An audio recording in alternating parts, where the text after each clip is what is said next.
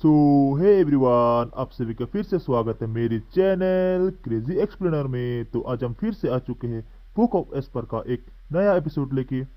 जिसने पिछला एपिसोड नहीं देखा जाकर पहले वो देख लो, और जिसने पिछला एपिसोड देख लिया तो शुरू करते हैं आज का ये वाला एपिसोड। स्टार्टिंग में हमें दिखाया जाता है जब सेक लीडर जुआन जूफेन की बात को नहीं मानते हैं तो जूफेन उनके पास में आता है और उनसे कहता है कि ठीक है, अगर ऐसी बात है तो अब कुछ और पूछने के लिए नहीं रह गया है। इतना कहते ही जूफेन एक डेविल की तरह स्माइल करता है और यंग मास्टर सायू का गला पकड़ के उसे नीचे जमीन में दे मारता है और फिर उसका गला पकड़ के ही वापस से ऊपर की ओर उठाता है और फिर से उसके गले को और भी तेजी से दबाने लगता है। इस वजह से यंग मास्टर सायू दर्द में और भी जोर से कराने लगता है। तो अब इधर अपनी आंखों के सामने अपने बेटे को इस तरीके से दर्द में टॉर्चर होता हुआ देख करके तो जुआन भी उसके लिए परेशान होते हुए कहते हैं कि रुको रुको, आखिर तुम अब ये क्या करना चाहते हो। और जूफेन इधर सायू के गले को और भी जोरों से प्रेस करने लगता है, जिस वजह से उसकी सारी सांसें टूटने लगती हैं और वो कांपते हुए मरने लगता है। देख करके सेक्रेटरी रजवान अपने बेटे को बचाने के लिए जल्दी से जूफेन के ऊपर हमला करने के लिए आगे बढ़ते हैं और पहले ही काफी ज्यादा इंटरनली हैवी इंजर्ड होने की वजह से वो जूफेन के ऊपर हमला भी नहीं कर पाते। उससे पहले ही वो दर्द में खून की उल्टियां कर देते हैं। उसके अंदर जरा भी एनर्जी नहीं बाकी रह गई होती है, इसलिए वो दर्द के मारे जूफेन के कदमों में ही बैठ जाता है। मगर जूफेन उसे देखते हुए सिर्फ सीरियस तरीके से उससे इतना ही कहता है कि अब कहो, क्या तुम अब जिंदा रहना चाहते हो या फिर मरना चाहते हो। जूफेन की इस बात के ऊपर सेक्रेटरी रजवान तो और भी ज्यादा गुस्सा होते हैं, लेकिन उसका कुछ कर नहीं पाते। बस अपने मरते हुए बेटे के चेहरे को देखते रह जाता है, जिसकी हालत और भी ज्यादा बुरी होने लगती है। तो वो ना चाहते हुए भी गुस्से में अपने दांत पीसते हैं और अपने बेटे को बचाने के लिए जूफेन से कहते हैं कि जब एक चींटी भी अपने जीवन को बचाने के लिए अपने जीवन से चिपकी रहती है तो फिर एक मनुष्य के जीवन की इच्छा के बारे में और क्या ही कहा जा सकता है। जूफेन, तुम कमीने, तुम जो चाहो मैं वो करूंगा, बस तुम मेरे बेटे को छोड़ दो। इस पे जूफेन भी जल्दी से उसके बेटे के गले को छोड़ता है और उससे कहता है कि सेक्रेटरी रजवान, ये हुई ना बात, अब तुमने एक सही चुनाव किया है। जो लोग समय को अच्छी तरीके से पहचानते हैं वही लोग हीरोज कहलाते हैं। इतना कहते हुए जूफेन फिर अपने पास से एक जेट स्लिप को बाहर निकालता है और उसे सेक्रेटरी रजवान की ओर फेंकता है। तो उसे देखकर के सेक्रेटरी रजवान भी हैरान होते हुए जूफेन से पूछते हैं कि आखिर अब इसका क्या मतलब है। तो जूफेन हंसते हुए उनसे कहता है कि ज्यादा कुछ नहीं, मैं बस ये होप करता हूँ कि बस सेक्रेटरी रजवान इसमें कुछ लिखने के लिए मेरी मदद करेंगे, इसलिए जो मैं आपसे कहूंगा आपको सिर्फ वही इसमें लिखना है। सुनकर तो सेक्रेटरी रजवान अपनी बड़ी बड़ी आंखें फाड़ते हुए शॉक हो जाते हैं और अपने मन में कहते हैं कि जिस पल भी अगर मैंने इस जेट स्लिप पे ऊपर एक वर्ड भी लिखा तो उसी वक्त मेरा सोल सिग्नेचर इस जेट स्लिप पर इम्प्रिंट हो जाएगा। जिसके बाद फिर वो जूफेन से कहते हैं कि जूफेन, इस तरीके से सारी पॉसिबिलिटीज और तथ्यों को तोड़ मरोड़ करके पेश करने और मेरे मिस्टिकल एवेंट सेट को इस चीज का मेन अपराधी बनाने के बारे में नहीं सोच सकते। इतना कहने के साथ ही वो अपने मन में भी कहते हैं कि अगर ऐसा हुआ तो उसके बाद मैं डबल ट्रेन मैनर के सामने जस्टिस की कितनी भी ज्यादा भीख क्यों न मांग लूं, कोई भी मेरी बात के ऊपर भरोसा नहीं करेगा। मगर मेरे पास इस दाग के साथ जीने के अलावा और कोई चॉइस भी तो नहीं है। उसी वक्त जूफेन भी सेक्रेटरी रजवान की ओर आता है और स्माइल करते हुए उनसे कहता है कि सेक्रेटरी रजवान, अगर तुम ऐसा करने के लिए नहीं मानते हो तो मैं तुम्हारे मिस्टिकल हेवन सेक्ट में किसी भी सर्वाइवर को नहीं छोड़ने वाला हूँ। मैं तुम्हारी जगह को पूरी तरीके से वेस्टरलैंड में बदल दूंगा और तुम्हारा नामो निशान बता दूंगा। जिसपे सेक्रेटरी रजवान और भी ज्यादा गुस्से में चिल्ला करके जूफेन से कहते हैं कि तुम कमीने, तुम ऐसा नहीं करोगे। तो जूफेन भी उसे चिल्लाते हुए कहता है कि आखिर मैं ऐसा क्यों नहीं करूंगा। जिसे देख करके तो सेक्रेटरी रजवान की भी फट जाती है और फिर जूफेन एक डेविल लुक में उससे कहता है कि तुम्हें तो पता ही होगा कि सेंट्रल एरिया बाकी के लैंडों से वॉर छेड़ने के लिए तैयार खड़ा है और इसमें मिस्टिकल एवेंट एक्ट के इस बर्बादी को सैकड़ों बहानों से टाला जा सकता है। इसके अलावा मेरे साथ की ये लड़कियां तुम्हारी मिस्टिकल एवेंट एक्ट की डिसाइपल्स हैं और उनके डबल ड्रैगन मैनर में कहे गए बस कुछ शब्द ही तुम्हारे इस एक्ट के सारे मामले को निपटा देंगे। क्योंकि लोअर 3 सेक्टों के किसी मामले की वजह से आखिर कौन ही ऐसे समय पर अपने बाकी के सेक्टों के साथ में रिलेशनशिप खराब करना चाहेगा ताकि इससे बाहर के दुश्मनों को हमला करने का अवसर मिल सके। मुझे नहीं लगता है कि डबल ड्रैगन मैनर ये होने देना चाहेगा,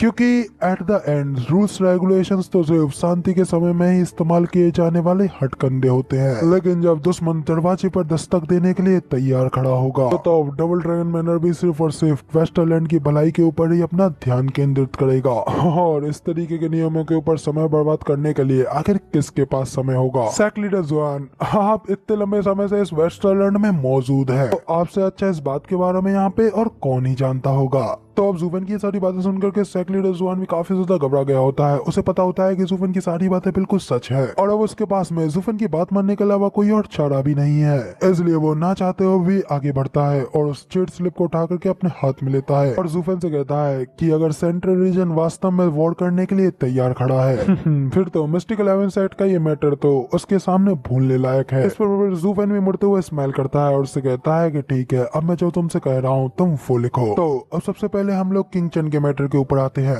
तुम डबल ड्रैगन गैदरिंग के मैचेस के लिए उसके पास आए थे और अब क्योंकि डबल ड्रैगन गैदरिंग भी खत्म हो गया तो अब तुम्हारा वो सौदा भी खत्म हो गया, लेकिन फिर भी तुमने उसे अपने सेक्ट में रोके रखने के लिए मजबूर किया और उसके हस्बैंड के रूप में मैं उसे यहाँ पर लेने आया था, लेकिन तुमने मुझे धक्का देना शुरू कर दिया और मुझे उसे यहाँ से नहीं ले जाने दिया, जिसके कारण हमारा ये युद्ध शुरू हुआ। इसके बाद मिस्टिक 11 सेट के कई सारे एल्डर्स ने मेरे ऊपर एक साथ हमला किया और फिर डीमन स्कैमिंग सेट के एल्डर्स मुझे यहाँ पर बचाने के लिए आए। इस वजह से दोनों पक्षों के बीच में एक भयानक युद्ध छिड़ गया। जब जूफन सेक लीडर जुआन से ये सब कुछ लिखने के लिए कह रहा होता है तो इन सब बातों से सेक लीडर जुआन तो गुस्से में उबल पड़ता है, मगर फिर भी जूफन के आगे कुछ नहीं कर पाता। सिर्फ गुस्से में अपने दांत पीसते हुए मन में कहता है कि क्या कह रहे हो, हमने तुम्हारे ऊपर हमला किया, कमीने वो तुम ही थे जो छुपा करके यहाँ पे हमारे सेक्ट में अपने इस पूरे सेक्ट के लोगों को ले आए, लेकिन फिर भी यहाँ पर तुम ये कहने की हिम्मत कर रहे हो कि तुमको निशाना बनाया गया था। तुम कमीने, तुम जैसा राक्षस मैंने आज से पहले कभी नहीं देखा। तुमने ये जानते हुए भी ऐसा किया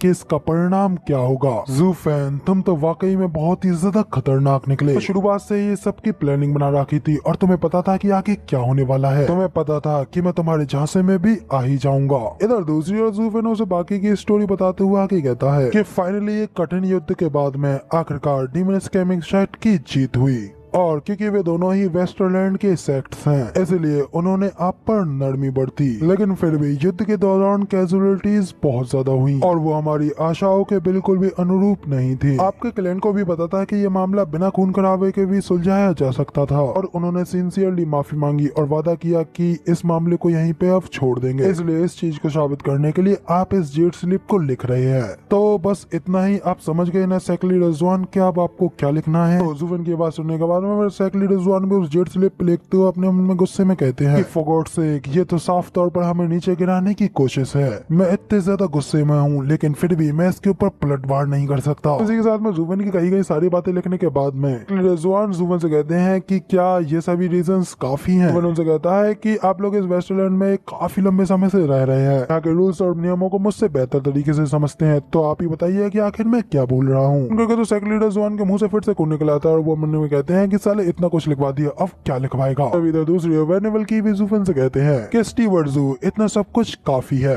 स्टीवर्ट जू का ट्रैप में फंसी अपनी वाइफ को बचाने जाना ये रीजन ही काफी है और स्टीवर्ट जू ने डबल ड्रैगन गैदरिंग में जो हमारे सेक्ट के लिए मदद की है, उसके लिए हमारा आपकी मदद के लिए जाना ये चीज भी वाजिब है। इसके लिए अगर हम लोग डबल ड्रैगन मैनर में बहस भी करेंगे तो इससे कोई फर्क नहीं पड़ेगा और सारी बातें बिल्कुल क्लियर रहेंगी। क्विलन उन लोगों की बातों के बीच में आता है, उन्हें रोकते हुए कहता है कि रुकिए जरा स्टीवर्ट जू, मुझे आपके ये कारण पर्याप्त लगते हैं, ये काफी ज्यादा अच्छे हैं, लेकिन मुझे नहीं लगता है कि ये बाकी के लोगों की सहानुभूति सिंपैथी पाने के लिए काफी होगा, तो इसलिए क्या हमें इसमें कुछ और चीजें नहीं जोड़नी चाहिए। तो जूफन भी कोई लंग से खुश होते हुए कहता है कि बहुत अच्छे, तुम ही हो मेरे बंदे, वाकई में इतने लंबे समय तक मेरे साथ रहने की वजह से तुम में भी एक अच्छा दिमाग आ चुका है। हम लोग भले ही डिमोनिक कल्टिवेटर्स हो सकते हैं, लेकिन ये लड़ाई न्याय के लिए लड़ी गई थी, इसलिए सेक लीडर जुआन अपने उस एंडलेस लालच के बारे में तो जरूर ही लिखना। तो तुमने मुझसे मेरे 2000 सीक्रेट स्टोन्स को छीनने की कोशिश की थी और साथ ही जो तुमने अपने बेटे को ठीक करने के लिए लड़कियों की जिन एनर्जी उसको चुसवाने की सोची थी, इससे ऐसा लगेगा कि हमने बैटल में डीमंस को शुद्ध करके हेवेंस की मदद की है और बाकी सभी के लिए एक अच्छा उदाहरण साबित किया है।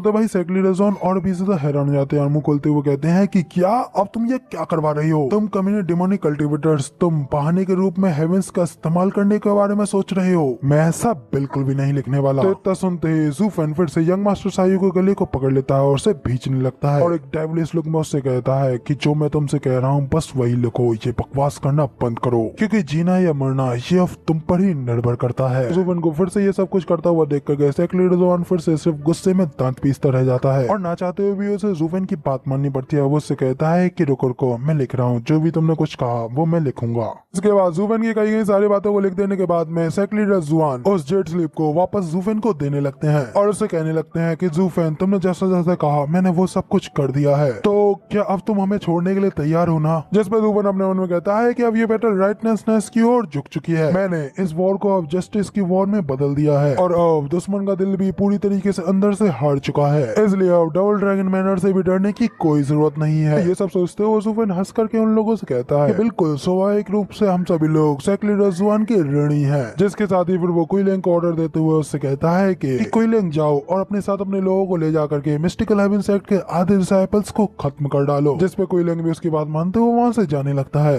तब सेक्ट लीडर जुआन शॉक होते हुए गुस्से में चिल्ला करके उससे कहते हैं कि जूफेन हम लोग एक चीज पर एग्री हुए थे, मगर तभी जूफेन एक झटके में बड़ी तेजी से आगे की ओर बढ़ता है और सीधा यंग मास्टर सायू को गले को फिर से पकड़ता है और उसे ऊपर की ओर उठा देता है। सेक्ट लीडर जुआन ये देख कहते हैं कि जूफेन आखिर अब तुम ये क्या कर रहे हो? तो जूफेन एक स्माइल पास करते हुए कहता है कि तुम हमेशा से हम डिमोनिक कल्टीवेटर्स को नीच और बेशर्म कहते हुए आए हो ना, जिनके के ऊपर तुम कभी भी बिल्कुल भरोसा नहीं कर सकते, लेकिन फिर भी तुम यहाँ पर एंड पर मुझ पर ही भरोसा करने लगे। वाकई में ये कितनी ज्यादा क्रूल और अजीब आयरनी है। सेक्ट लीडर जुआन मैं कभी भी पूरे भरोसे पूरे अश्योरेंस के बिना किसी से भी बिजनेस नहीं करता और ना ही मुझे किसी की सफरिंग्स किसी की दिक्कतों से कोई फर्क पड़ता है। मिस्टिकल हेवन सेक्ट के साथ में हमारी इस फाइट में हमने कई सारे लोगों को खोया है, तो इसलिए अब इस चीज को मेक श्योर कर लो कि तुम मेरे काम में कोई भी टांग अड़ाने कोई भी प्रॉब्लम खड़ी करने के लिए आगे ना हो। साथ ही फिर वो यंग मास्टर सायू से कहता है कि मुझे माफ करना, लेकिन मुझे उसके लिए तुम्हें क्रिपल करना ही होगा। लेकिन चिंता मत करो क्योंकि इसमें डबल ड्रैगन मैनर शामिल है, इसलिए मैं तुम्हें पूरी तरीके से डिस्ट्रॉय नहीं करूंगा और ना ही तुम्हें कोई नुकसान पहुंचाऊंगा सेक्ट लीडर जुआन, क्योंकि इस चीज से तुम्हारी लिखी हुई जेड स्लिप भी बिल्कुल बेकार हो जाएगी और मैं ये नहीं चाहता।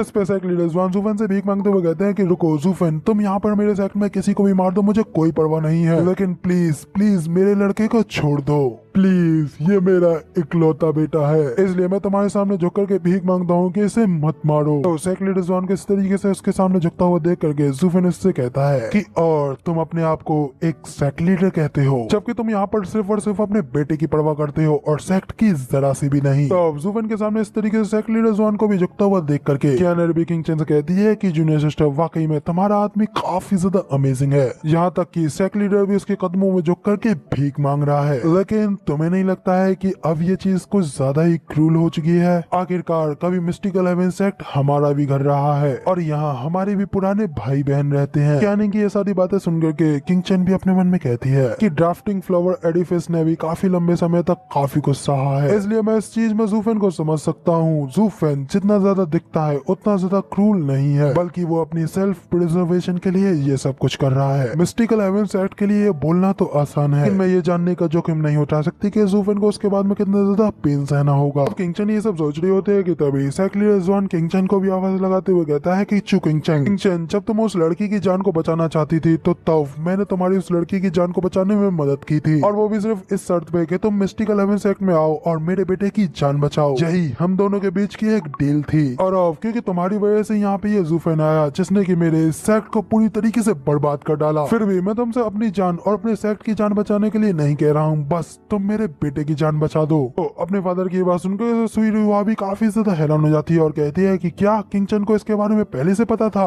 इसका मतलब किंगचन तुम पहले से ही अपने आप को सौंपने के लिए तैयार थी? तो सेक्ट लीडर जुआन कहते हैं कि हाँ, तुम्हारी तरह नहीं, बल्कि वो पहले से ही सब कुछ जानती थी। उसके ऊपर मेरा एक एहसान था जिसके लिए वो कुछ भी करने के लिए तैयार थी। थोड़े से उपकार के लिए भी तुम्हें एंडलेस ग्रेटिट्यूड लौटाना पड़ता है, मगर क्योंकि तुम फिर से वहाँ जूफेन से मिली और तुमने अपनी वादा तोड़ने के बारे में सोचा, तुम मुझसे एक और बार मिलना चाहती थी, जिसके लिए तुमने मुझसे एक और वादा किया, जिसके लिए मैं फिर भी एग्री हो गया। लेकिन मुझे लगता है कि अब हमारे बीच का आखिरी समझौता पूरा नहीं होगा। मैं अभी के अभी तुम्हें तुम्हारी आजादी वापस देता हूँ और मैं ये आशा करता हूँ कि तुम हमेशा जूफेन का हाथ थामे रखो, लेकिन बस मेरे बेटे को बचा लो। सेक्ट लीडर जुआन की इतनी बात सुनते ही जूफेन भी यंग मास्टर सायू को गले को छोड़ देता है और उसे वहाँ से जिंदा छोड़कर किंगचन के पास जाता है, उसके कंधे पर हाथ रखते हुए उससे कहता है कि चलो अब हम लोग वापस घर चलते हैं। इसके साथ ही वो बाकी के सभी लोगों से भी कहता है कि डीमन स्कैमिंग सेट के सभी मेंबर्स मेरी कमांड ध्यान से सुनो, वापस चलो। इस पे वेनिवलियान भी जूफेन से पूछते हैं कि क्या वो हम मिस्टिकल हेवन सेक्ट के बाकी के लोगों को नहीं मारने वाले हैं? मगर अभी भी यहाँ पर 100 से भी ज्यादा एथेरियल स्टेज एक्सपर्ट्स सांसें ले रहे हैं, जब वो रिकवर हो जाएंगे तो क्या वो बदला लेने के बारे में नहीं सोचेंगे? तो जूफेन वेनिवलियान से कहता है कि मैंने कहा वापस चलो, हमारी ये जंग यहाँ पे पूरी तरीके से खत्म हो चुकी और हम ये फाइट जीत चुके हैं, अब हम सब लोगों को बस बिना कुछ कहे यहाँ से वापस पास जाना है। वह बाकी के सभी एनिमल्स और एल्डर्स भी थोड़ा हैरान हो जाते हैं। सब डिस्कस करने लगते हैं कि आखिर ज़ूफेन अब इतनी जल्दी से हमें वापस ले आने के लिए क्यों कह रहा है। फिर भी वो सब लोग उसके ऑर्डर्स को मानते हुए वहाँ से जाने लगते हैं। इधर साथ ही क्विलिंग के साथ में क्यानेट भी जा रही होती है, जो कि जाते जाते सैकलीड ज़ुआन से कहती जाती है कि मास्टर अपना ध्यान रखना, मैं क्विलिंग के साथ में जा रही हूँ। इस पे सैकलीड ज़ुआन को गुस्सा तो काफी ज्यादा आता है, लेकिन वो अपने दांत पीसने के अलावा और कुछ नहीं कर पाता और सिर्फ उन सभी लोगों को अपनी आंखों के सामने दूर जाते हुए देखता रह जाता है। इधर सायू भी जैसे तैसे खड़ा होता है और अपने फादर के पास में आते हुए कहता है कि डैड, वो दुष्ट, वो कमीना, हमें उसे अवश्य ही मिटाना होगा। इस पे सैकलीड ज़ुआन जल्दी से अपने बेटे के मुंह को बंद करते हैं और उससे कहते हैं कि शांत रहो। अगर उसने फिर से तुम्हारी बात सुन ली और उस पर वो गुस्सा हुआ तो वो फिर से यहाँ पे आएगा और मैं तुम्हें फिर नहीं बचा पाऊंगा। तो मैं समझ में नहीं आता है कि हम लोग अभी कितनी ज्यादा बुरी सिचुएशन में हैं, या फिर क्या तुमने कहीं अपना दिमाग खो दिया है। आखिर तुम ये सब क्या बकवास किए जा रहे हो। उस लड़के ने सिर्फ और सिर्फ किंग चेन की वजह से ही हम सब लोगों को नहीं मारा है और हमें जिंदा छोड़ दिया है। तो मैं चाह करके भी तुम्हें और अपने बच्चे को जैसे एक्ट को नहीं बचा पाता। उस पे यंग मास्टर सायू अभी भी हार नहीं मानता और गुस्से में अपने दांत पीसते हुए कहता है कि मैं उस दुष्ट शैतान को जूनियर सिस्टर किंग चेन को नहीं लेने दूंगा और देखना एक दिन मैं उसे जरूर वापस ले आऊंगा। तो सैकलीड ज़ुआन भी कहते हैं कि निश्चित रहो सायू, एक दिन वो जरूर आएगा, क्योंकि तुमको अभी भी अपनी बीमारी के लिए उसकी जरूरत है। इसी के साथ यहाँ पे हमारा सीन चेंज होता है और अगले सीन में हमें दिखाया जाता है ज़ूफेन और उसकी सारी टीम वहाँ से मिस्टिकल हेवन सेट को छोड़ करके आ चुकी होती है। वो सब जंगल में ट्रेवल करते हुए वापस डीमन स्कैमिंग सेट की ओर जा रहे होते हैं। किंग चेन ज़ूफेन से पूछती है कि क्या उन्हें सचमुच में जाने देना ठीक था, क्योंकि हो सकता है कि वो बाद में आपको नुकसान पहुंचाने के बारे में सोचे। ये सुन पीछे से वेनेवलियान भी कहते हैं कि हाँ स्टीवर्ट ज़ू, ये भी यही लगता है कि हमको उन सब लोगों को पूरी तरीके से खत्म कर देना चाहिए था। जैसा कि तुमने कहा सेंट्रल एरिया हमला करने के लिए तैयार करा है, तो फिर इस चीज के ऊपर डबल ड्रैगन मैनर भी ज्यादा ध्यान नहीं देता। तो उनसे कहता है कि क्या आपने सचमुच में मेरी बात के ऊपर विश्वास कर लिया। मैंने जो कहा सेंट्रल एरिया के मैटर्स वो तो सिर्फ रूमर्स ही थे और कौन जाने कि वो सच हो या ना हो, मगर मैंने तो उस चीज का इस्तेमाल सिर्फ उन्हें स्कैम करने के लिए किया था। इसलिए अगर वो सच नहीं रहा और सेंट्रल एरिया अभी भी शांत रहा तो डबल ड्रैगन मैनर इस मामले को बिल्कुल भी नहीं छोड़ेगा। इसलिए हम लोग यहाँ पे डबल ड्रैगन मैनर के रूल्स को बिल्कुल भी इग्नोर नहीं कर सकते, क्योंकि कहीं ऐसा ना हो कि इस वजह से हम लोग खुद के ऊपर ही कोई विपत्ति ले आए। ज़ूफेन कहता है कि किंग चेन मिस्टिकल हेवन सेट ने पहले हमारे ऊपर एक एहसान किया था, इसलिए उस एहसान उस मदद को चुकाने के लिए आज मैंने उन्हें यहाँ पर छोड़ दिया और इस सब का बोझ सिर्फ और सिर्फ मेरे ऊपर ही आता है। कि उस समय निंगेर की वो हालत सिर्फ और सिर्फ मेरी वजह से ही हुई थी, जो हुआ वो सब मेरी वजह से ही हुआ था, इसीलिए वो मेरी प्रॉब्लम थी। तो ये सुनकर किंग चेन भी उससे कहती है कि नहीं, तुम्हारी सारी प्रॉब्लम्स मेरी भी प्रॉब्लम्स हैं। जो सुनकर के तो ज़ूफेन भी किंग चेन को एक पल के लिए देखता रह जाता है और उसकी ये बात सुनकर के खुशी के मारे हल्की से स्माइल करने लगता है और उससे कहता है कि हाँ, तुम्हारी भी सारी प्रॉब्लम्स मेरी प्रॉब्लम्स हैं, इसलिए मिस्टिकल हेवन सेट क्योंकि तुम्हें बांधे हुए था, तो इसलिए तुम्हें उसकी चुंगल से छुड़ाने के लिए मैंने भी उसकी हर एक बेड़ियों को तोड़ डाला, ताकि उसकी वजह से बाद में तुम्हारे दिल को कोई नुकसान न पहुँचे, न ही तुम्हें किसी बात का कोई पछतावा रह जाए। तो इस पे किंग चेन उससे कहती है कि मगर फिर तुम्हारे बारे में क्या। तो ज़ूफेन कहता है कि मैं एक डेमोनिक कल्टीवेटर हूँ और मेरे लिए इन हिटर्स की संख्या के बढ़ने से कोई फर्क नहीं पड़ता, और इस सब की वजह से बस मुझसे नफरत करने वाला एक और दुश्मन जुड़ चुका है जिसकी की मुझे कोई परवाह नहीं है, और अब जब तक मैं तुम्हारे साथ में हूँ तब तक कोई भी तुम्हें फिर से फोर्स नहीं कर सकता और ना ही कोई तुम्हें मुझसे अलग कर सकता। जिस पे तो ज़ूफेन की इस तरीके की बातों को सुनकर के तो किंग चेन भी काफी ज्यादा हैरान हो गई होती है और बस स्माइल करते हुए ज़ूफेन को देखती रह जाती है। इसके साथ ही एक काफी ज्यादा रोमांटिक, एक काफी ज्यादा लवी डवी माहौल बनता है और किंग चेन बड़े ही प्यार से ज़ूफेन के कंधे पर सिर रखते हुए आगे चलने लगती है। और तभी अगले सीन में हमें दिखाया जाता है यूनाई को, जो कि कह रहा होता है कि ब्रदर ज़ू हम जीत गए। जिस पे यंग सेंग जी कहता है कि हाँ ऑफ कोर्स, जहाँ पे भी ये यंग मास्टर अपना कदम रखता है तो वहाँ पे जीत तो हम लोगों की होनी ही थी। तो यूनाई कहता है कि हाँ यंग सेंग जी, तुम वाकई में काफी ज्यादा अमेजिंग हो, मगर अगली बार भाई अगर तुम हमारे होते हुए किसी से फाइट लड़ो ना तो प्लीज इतने खतरनाक अटैक्स को चलने से पहले हमें एक थोड़ा सा सिग्नल जरूर दे देना, एक सिग्नल, ताकि हमारे लोग तो तुम्हारे उस हमले से बचने के लिए छुप सके। तो यूनाई की ये बात सुनकर तो बाकी के सभी लोग भी जोर जोर से हंसने लगते हैं। जबकि तभी अगले ही पल यूनाई भगते हुए ज़ूफेन के पास में आता है और उससे कहता है कि ब्रदर ज़ू, हालांकि हमें खजाने के ऊपर हमला करने की जरूरत नहीं थी, क्योंकि ये सब कुछ यंग सेंग जी के उस एक मूव की वजह से ही बाहर निकल गया, लेकिन फिर भी हम उस युद्ध की कुछ लूट को पाने में कामयाब रहे और उसे लूट करके यहाँ अपने साथ ले आए। तो जूफेन भी कहता है कि यूनाई, ल्यू क्लैन की इतनी ज्यादा मदद के लिए तुमने जो कुछ भी वहाँ से लूटा है वो सब कुछ सिर्फ और सिर्फ ल्यू क्लैन का ही है, इसलिए तुम वो सब कुछ सिर्फ और सिर्फ अपने पास ही रखो। इस पे यूनाई भी कहता है कि ब्रदर जू, हम सब लोग एक फैमिली है, एक फैमिली, इसलिए आपके दुश्मन हमारे दुश्मन है, तो इसमें हमने अलग से कुछ नहीं किया। कहते हुए यूनाई की नजर जूफेन के साइड पे सिस्टर चुचू के ऊपर पड़ती है और वो उन्हें थोड़ा हैरानी से घूरता रह जाता है। फिर यूनाई जूफेन को साइड में ले जाते हुए उससे कहता है कि ब्रदर जू, हमें खजाने में कुछ ऐसी चीज मिली है जिसे कि आपको देखना चाहिए। जिसपे जूफेन भी उससे पूछता है कि आखिर वो क्या चीज है। इस जूफेन को एक तरफ की ओर लाता है और उसके हाथ में 3 जेट स्लिप दे देता है। लेने के बाद में जूफेन उन्हें देखता है और उन्हें पढ़ने लगता है और तभी एल्डर की जूफेन को बताने लगते हैं कि ये 4 एलिमेंट साइकिल अरे के बारे में है, वही अरे जो कि हेवनली साइकिल एल्डर्स के द्वारा बनाई गई थी। इसलिए स्टीबर जू, जरा इसके थर्ड पीस के ऊपर अपनी थोड़ी गहरी नजर डालिए। तो जब जूफेन एल्डर की ये बात सुनने के बाद में उस थर्ड पीस की ओर देखने लगता है, तो उस थर्ड पीस को देख करके उसे पढ़ करके उसकी आंखें गुस्से में लाल हो जाती हैं। तभी जूफेन एक झटके के साथ में गुस्से में वहाँ से बड़ी तेजी से उड़ करके कहीं जाता है। इसके बाद अगला सीन वापस हमें मिस्टिकल हेवन सेक्ट का दिखाया जाता है, जहाँ पे कि दोनों बाप बेटे अभी भी उस तबाह हुए मिस्टिकल हेवन सेक्ट के बीच में खड़े होते हैं। और तभी सेक्ट लीडर जुआन अपने बेटे शायू से कहते हैं कि शायू, तुम चिंता मत करो, उस लड़की किंगचन को तो मैं डेफिनेटली तुम्हारे लिए वापस ला करके ही रहूंगा। अब इधर सेक्ट लीडर अपने बेटे से इतना कही पता है कि तभी आसमान से एक बेहद ही खतरनाक रेड कलर का ऑरा नीचे उतरता है और एक ही पल में सीधा शायू के ऊपर हमला कर देता है, जो कि कोई और नहीं बल्कि अपनी आंखों में गुस्सा भरे हुए अपने खतरनाक किलिंग इंटेंट को अनलिस्ट करते हुए जूफेन होता है। तो अचानक जूफेन को वहाँ पे देख करके और उसे इतने ज्यादा खतरनाक किलिंग इंटेंट को अनलिस्ट करता हुआ देख करके सेक्ट लीडर जुआन की भी आंखें फटी की फटी रह जाती हैं और साथ ही अगले ही पल उनकी नजर नीचे पड़े हुए उनके बेटे के सिर के ऊपर भी पड़ती है, जिसे देख करके तो वो खतरनाक तरीके से कांप उठते हैं। जबकि उसके पीछे जूफेन एकदम डेविलिश लुक के साथ मुझसे कहता है कि सेक्ट लीडर जुआन, मेरे लिए निंगर की मदद करने के लिए शुक्रिया। लीडर जुआन जूफेन से कहता है कि तुम्हारे हमारे मिस्टिकल हेवन सेक्ट को छोड़ के जाने से पहले ही हमारे सारे अकाउंट्स क्लोज हो गए थे, हमारे सारे मामले खत्म हो गए थे, तो फिर तुम यहाँ पर क्यों आए और आखिर क्यों आखिर तुमने ऐसा किया। इतना कहते हुए वो अपने लड़के की हालत को देख करके काफी ज्यादा शॉक में हो जाते हैं और चिल्लाते हुए कहते हैं कि आखिर तुमने ऐसा क्यों किया। मगर क्योंकि उनकी हालत अभी जूफेन को कुछ बिगाड़ने के लायक भी नहीं थी, तो इसलिए वो सिर्फ वहाँ पे बैठे रोते रह जाते हैं। जूफेन कुछ भी कहे बिना बस सीधा वहाँ से उल्टा जाने लगता है। तभी अगला सीन हमें वापस उसी जगह का दिखाया जाता है, यहाँ पे कि यूनाई और किंगचन एक जगह पे खड़े होते हैं और जूफेन यंग मास्टर शायू को खत्म करने के बाद में उन लोगों के पास में वापस आ जाता है और यूनाई से कहता है कि यूनाई, इन तीनों चीट स्लिप्स को पूरी तरीके से डिस्ट्रॉय कर दो, क्योंकि मैं नहीं चाहता कि कोई भी कभी भी इस चीज को देखे। जो सुनकर यूनाई भी इसकी बात के लिए हाँ करता है और फिर जूफेन की बात मानते हो इन तीनों जेट स्लिप्स को डिस्ट्रॉय करने के लिए वहाँ से चला जाता है। जबकि जूफेन की ये बात सुनकर यूनाई को इस तरीके से जाता हुआ देख करके सिस्टर किंगचन भी जूफेन से पूछती है, क्या गड़बड़ है, ये सब कुछ आखिर क्या था। तो जूफेन कहता है कि कुछ भी नहीं, तुम्हें इसके बारे में चिंता करने की कोई जरूरत नहीं है। किंगचन, तुम्हारे खुद के कुछ प्रिंसिपल्स हैं जिसकी की मैं हमेशा रक्षा करूंगा, यहाँ तक कि तुम्हारे सारे पाप और अपराधों को भी मैं अपने ऊपर ले सकता हूँ। मगर अगर तुम्हारे ऊपर कोई भी खतरा आता है तो सिद्धांत चाहे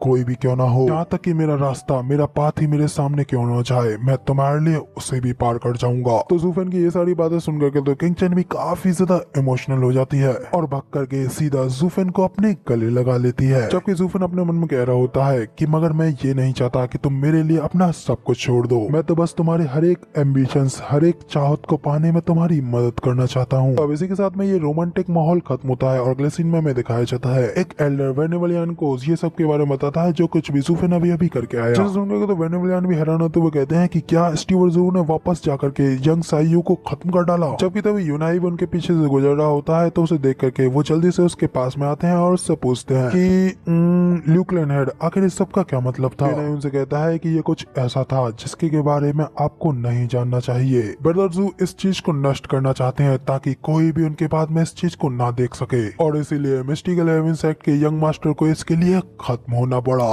तो गाइज आखिर उस थर्ड जेट स्लिप में ऐसा क्या था जिसकी की वजह से जूफेन इतना ज्यादा गुस्सा हो गया और उसने यंग मास्टर साइयो को भी खत्म कर डाला, यहाँ तक कि वो नहीं चाहता कि कोई भी उस चीज के बारे में कभी पता लगा पाए। अभी फिलहाल तो हमें उस चीज के बारे में कुछ पता नहीं लगा, लेकिन शायद बाद में कुछ पता चले। मैं बता दूं शायद ये चीज सीरीज में आगे एक बहुत ही ज्यादा अहम रोल निभाएगी। तो बस अब इतना ही, वीडियो खत्म, शुक्रिया।